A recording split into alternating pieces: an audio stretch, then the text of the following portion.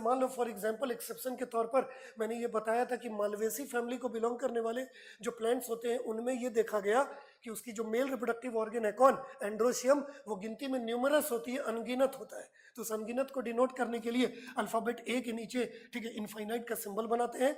और जितनी भी गिनती है इनफाइनाइट नंबर, वो सब ना एक ही बंडल में अकर होता है। और अगर एक बंडल में अकर हो तो we call the condition to be monoadelphous. और उसकी इनफाइनाइट गिनती किसकी, मेल रिप्रोडक्टिव ऑर्गन की भी इनफाइनाइट गिनती को भी हम रिप्रेजेंट करेंगे उस इनफाइनाइट के सिंबल को क्या में डालकर, ठीक है, ब्रैकेट में डालकर। समझ में आ रही है बात? तो इस तरह से सेमी टेक्निकल टर्म्स हम लोगों ने जब टॉपिक्स पढ़ा और जब ये सब यूनिट्स के बारे में या फ्लोरल पार्ट्स के बारे में जब हम लोगों ने बातें की तो हर जगह पर रिप्रेजेंटेशन हम लोग करते गए कि देखो के से रिप्रेजेंट किया कैलिक्स को, उसकी गिनती अगर गैमोसेप्लस की कंडीशन में है तो ब्रैकेट में पुट अप करेंगे, नहीं है तो उसको फ्री छोड़ देते हैं विदाउट ब्रैकेट। और इस तरह से सबका रिप्रेजेंटेशन हम लोग करते हैं।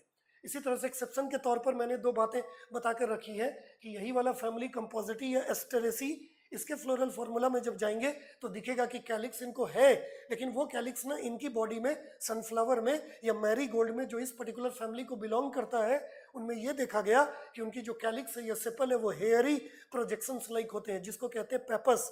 और वो पेपस की हेयरी प्रोजेक्शंस होने की वजह से उसको काउंट में नहीं लिया जाता है। इसलिए आप के नीचे लिखा हुआ 0 दिखेगा जो डिनोट करेगा कि इसका कैलिक्स क्या है, एब्सेंट। क्यों एब्सेंट है, लेकिन वो किस तरह के, ठीक है, कंडीशंस में अकर होता है, हेयरी प्रोजेक्शंस के रूप में। तो के नीचे पेपस लिखा हुआ दिखेगा और ब्रैकेट में हम लोग 0 लिखकर डिनोट करते हैं इस बात को कि इसकी कैलिक्स काउंट या मेजरमेंट में नहीं ली जाती है।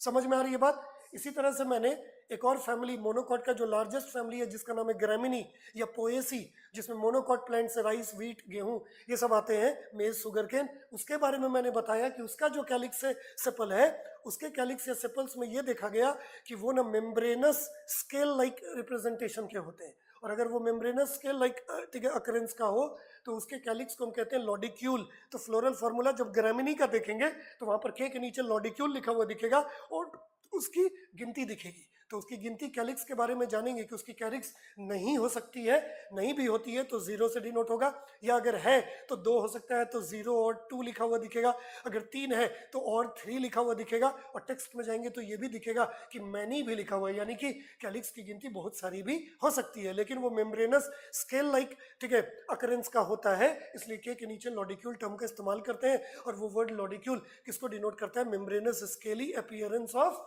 क्या, कैलिक्स या सेपल्स। समझ में आ रहा है बात? इन सब बातों को ध्यान में रखते हुए एक एक करके पांचों फैमिली हम लोग देखेंगे।